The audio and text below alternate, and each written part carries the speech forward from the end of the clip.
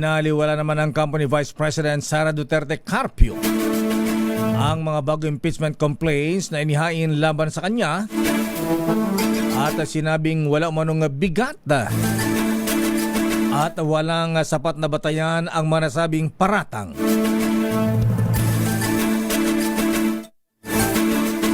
Sa pahayag ng kanyang abogadong si Attorney Michael Poa, hindi na umano ikinagulat o ikinabahala ng kampo ng Vice Presidente ang pagsasampa ng panibagong mga reklamo.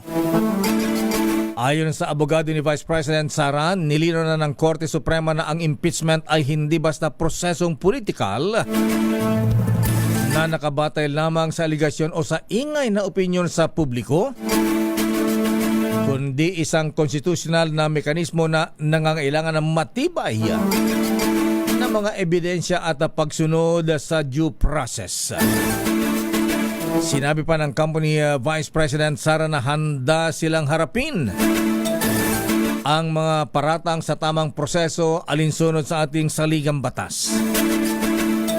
Kumpiyansa rin sila na mapatutunayang walang sapat na legal at factual na batayan ang mareklamong isinampalaban sa Vice Presidente.